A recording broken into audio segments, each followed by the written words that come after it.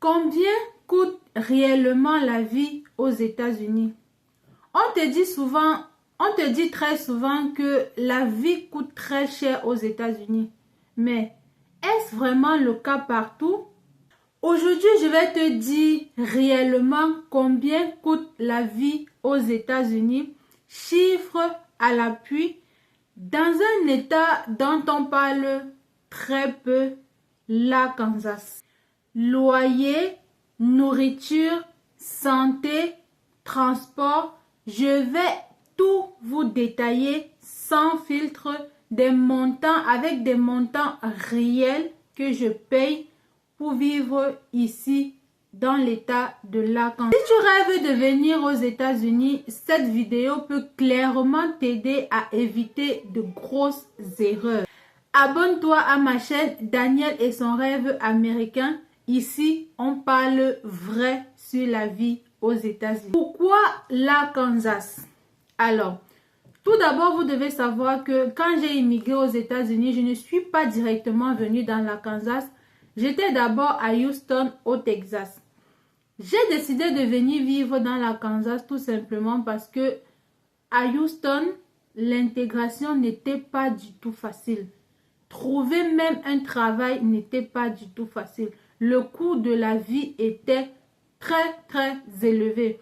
J'en ai discuté avec une de mes sœurs qui vit ici à l'Arkansas et elle m'a conseillé que quand tu viens d'arriver aux États-Unis, pour tes débuts, c'est souvent mieux de venir vivre dans les petits États comme l'Arkansas parce que l'intégration y est beaucoup plus facile. L'Arkansas est souvent oublié quand on parle des États-Unis. D'ailleurs, vous êtes très nombreux à ne même jamais avoir entendu parler de cet État. Vous êtes même très nombreux à ne même pas savoir que cet État existe. C'est vrai, c'est normal. Ce n'est ni New York, ni la Californie, ni le Texas. Mais c'est un État où le coût de la vie est le plus bas ici aux États-Unis. Et c'est un État idéal pour une personne qui vient d'arriver aux États-Unis.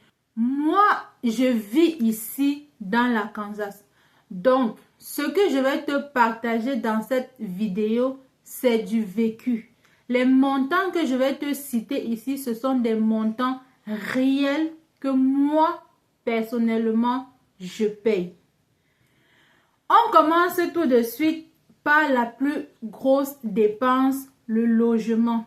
Il faut savoir que en Arkansas, les loyers sont les plus abordables que dans les grandes villes américaines.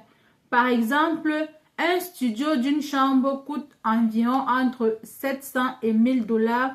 Un appartement de 2 chambres coûte entre 900 et 1300 $. Une maison, c'est-à-dire de 3 à 4 chambres, coûte généralement environ entre 1200 et 1800 $. Moi, précisément, je vis dans un appartement de 2 chambres. Car nous sommes une famille de 4 personnes, nous avons opté pour un appartement de 2 chambres. Nous payons un loyer de 900 $. Je tiens à préciser que ici dans l'Arkansas, les appartements sont vraiment spacieux. Les chambres sont vraiment spacieuses. Pour le prix d'un studio à New York, ici, tu peux louer carrément une maison avec. Ensuite, nous avons les factures mensuelles. Pour l'électricité, je paye entre 75 et 80 $ par mois. L'eau, je paye environ 45 à 50 $ par mois. Ensuite, nous avons Internet. Nous avons un abonnement, un forfait de 60 $. Pour le moment, ça nous suffit largement parce que ça nous permet d'avoir le Wi-Fi à la maison pour la télé, l'ordinateur et nos téléphones. Donc, un forfait de 60 $ pour le moment, ça nous suffit largement. Ensuite, nous avons le téléphone qui coûte 20 $ par mois chacun. Donc, pour mon mari et moi, les factures de téléphone, ça nous fait 40 $. Ensuite, nous avons la nourriture. Tout ce qui concerne les courses pour notre famille. de 4 personnes, nous avons un budget de $600 par mois. Et cela nous suffit largement. Pour le budget de la course de la nourriture, je tiens à préciser que nous mangeons uniquement africain tous les jours. Tout ce qui est restaurant, fast-food et tout ça, nous n'y allons vraiment pas. Nous mangeons uniquement africain tous les jours. C'est pour cela que nous avons fixé un budget de $600 pour une famille de 4 personnes. Pour que vous puissiez avoir une idée générale ici, sachez que un repas généralement dans les fast-food ici à l'Arkansas coûte entre 8 et $12. Dans les restaurants simples, ça coûte généralement entre 15 et $25. Dans les restaurants un peu plus chics, ça coûte à partir de $30 et plus. C'est pour vous dire à quel point, même si vous mangez régulièrement au restaurant ici, ça reste beaucoup plus accessible que dans les grandes villes des États-Unis. Le prochain point, c'est le transport. Ici, dans l'Arkansas, la voiture est obligatoire. Ici, la voiture est indispensable. Dans cet état-ci, la voiture, ce n'est pas un luxe. La voiture, ce n'est pas pour se faire plaisir. La voiture ici, dans l'Arkansas, c'est ton pied. Ce sont tes pieds. Quand tu n'as pas la voiture dans l'Arkansas, on dit que tu es handicapé. Parce que ici, dans l'Arkansas, il n'y a pas les transports publics, il n'y a pas de métro. Donc, le seul moyen de se déplacer rapidement et efficacement, c'est d'avoir un véhicule. Nous, pour le moment, nous avons un véhicule, une voiture que nous avons achetée à $4000. Et ce que cette voiture nous coûte chaque mois, nous avons l'assurance de cette voiture que nous payons $188. Je tiens à préciser que c'est un peu plus cher parce que mon mari et moi, nous sommes les new drivers. Ça veut dire nouveaux conducteurs. Et quand tu es new driver, les compagnies d'assurance ont tendance à vous facturer un peu plus cher votre assurance. Ensuite, l'essence nous coûte environ $50 par mois. Ensuite, pour l'entretien général de la voiture, c'est 50 et $80 par mois. Prochain point, la santé et les assurances. Attention, car ici, on entre dans un point très important. Vous devez savoir que la santé aux États-Unis coûte cher. Très cher. Pour la petite histoire, nous avons une connaissance qui est arrivée ici aux États-Unis au même moment, presque au même moment que nous. Il y a un jour, il ne se sentait pas très bien. Il avait la grippe en fait. Et il avait l'impression qu'il ne respirait pas bien, que son cœur devait s'arrêter. Il avait du mal à respirer. Il a demandé qu'on l'amène aux urgences. On l'a amené aux urgences. Quand il est arrivé, il a dit qu'il avait du mal à respirer, qu'il avait un problème cardiaque. Eux, ils ont directement compris qu'il a un problème cardiaque directement. On l'a amené aux urgences. On a fait les scanners, les radios. On a fait toute une série d'examens. Pour au final lui dire qu'il n'a rien, qu'ils n'ont rien trouvé, qu'il peut rentrer chez lui. Sauf que quelques semaines plus tard, il reçoit une facture de l'hôpital de $20,000. Imagine, tu viens à peine d'arriver aux États-Unis, tu n'as pas encore d'assurance et tu te retrouves avec une facture médicale de $20,000 que tu dois payer. Ce que nous avons fait pour réduire notre coût d'assurance, c'est que dès que nous sommes arrivés et qu'on n'avait pas encore commencé de travail, et comme nous avons 2 enfants à bas âge, nous avons appliqué pour le programme du Medicaid. C'est un programme gouvernemental ici qui donne de l'assurance pour les enfants en très bas âge. Et nous avons appliqué à ce programme-là et nos enfants étaient éligibles. Donc, nos enfants ont le Medicaid. Mon mari et moi, nous avons appliqué à l'assurance dans notre lieu de travail. Quand on a commencé le travail, on a appliqué pour l'assurance. On a souscrit aux assurances qu'offrait le travail et ça nous coûtait environ 35 $ par paycheck. Donc, et comme on était payé chaque semaine, donc environ 150 $ par mois qu'on payait en termes d'assurance. Donc, mais l'inconvénient avec ce type d'assurance, c'est que quand on a arrêté avec ce travail, l'assurance aussi a arrêté de nous couvrir.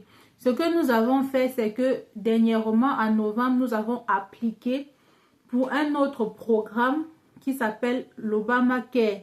C'est toujours un programme gouvernemental qui permet vraiment de fournir des assurances un peu plus moins chères. Et nous avons appliqué et cela va prendre effet d'ici janvier 2026. Et d'après le document qu'ils nous ont remis, ça va nous coûter environ 10 $ seulement par personne.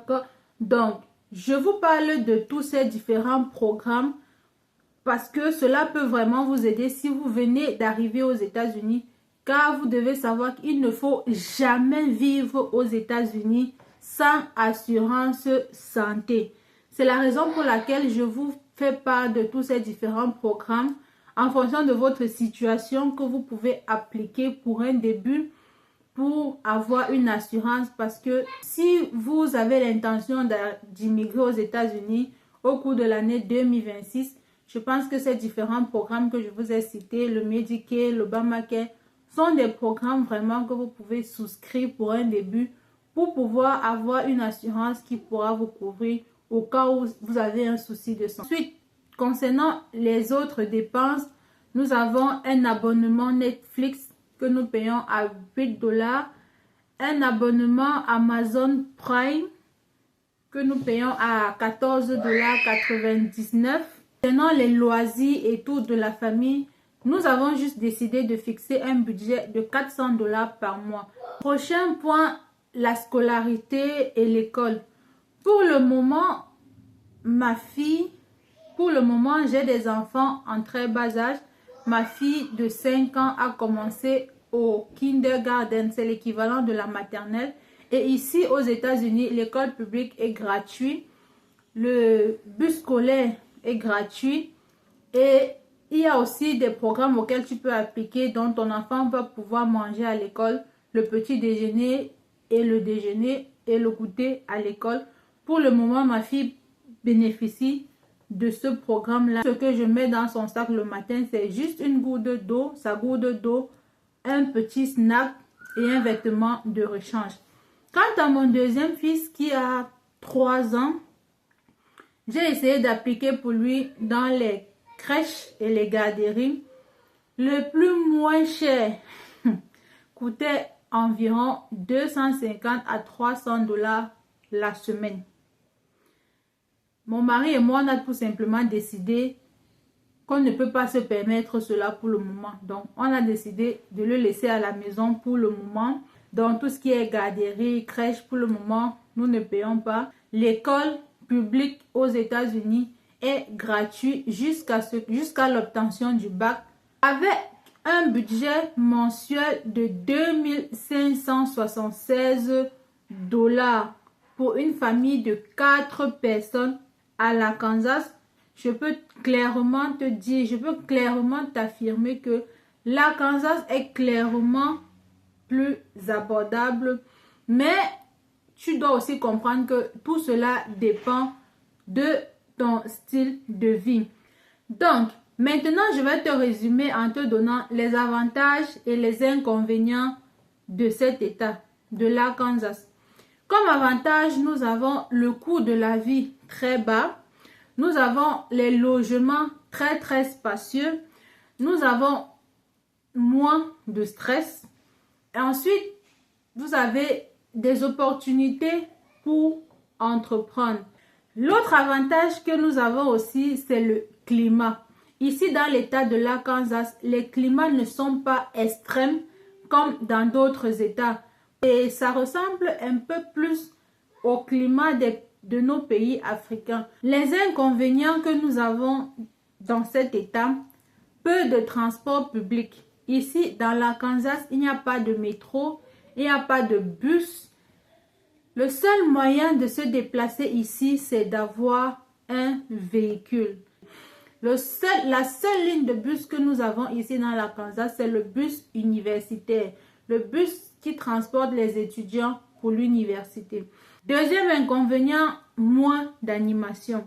Si tu es une personne qui aime l'ambiance, qui aime les fêtes, qui aime t'enjailler, qui aime quand c'est vif, c'est joyeux, cet état n'est pas pour toi. L'état de l'Arkansas, comme on l'appelle encore, des natural state, c'est le village. Ici, tout est mort. Il n'y a pas d'animation ici. L'état-ci, c'est encore un peu comme le village. On peut dire ça comme ça. Parce que ici, c'est encore, il y a encore les forêts. Tu vois encore les écureuils qui passent devant ta maison. Un état qui est encore dans son pur état naturel. Donc, si tu aimes quelqu'un qui aime la vie, qui aime vivre, cet état-ci n'est pas pour toi.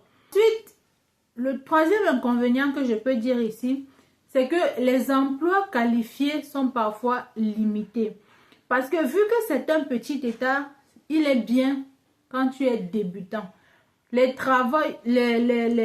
Trouver du travail, des petits jobs, les petits trucs, c'est très très facile dans cet état. La demande, elle est excessive. Donc, quand tu viens d'arriver, tu as besoin des petits jobs moins qualifiés et tout ça. Dans cet état-ci, c'est très très facile de le trouver. Mais une fois que tu t'es formé, tu t'es spécialisé, tu as certains diplômes, trouver du travail dans cet état-ci devient un peu plus difficile. C'est la raison pour laquelle c'est un état qu'on conseille généralement pour les débutants. Ce que beaucoup de personnes font, c'est qu'ils viennent dans cet état, ils s'intègrent bien à la langue, au système et tout. Ils vont à l'école, ils font une formation. Une fois qu'ils acquièrent leur diplôme, ils peuvent maintenant move ou alors déménager dans les grands états où il y a beaucoup plus d'opportunités. Donc, si tu as l'intention de venir aux États-Unis, tu te cherches encore dans tes débuts comme moi, je te conseille de venir dans les tout petits états comme ça parce que l'intégration est vraiment beaucoup plus facile. En conclusion, le rêve américain n'a pas le même prix partout. Arkansas peut être une excellente porte d'entrée pour toi aux États-Unis, surtout si tu veux commencer avec un budget raisonnable.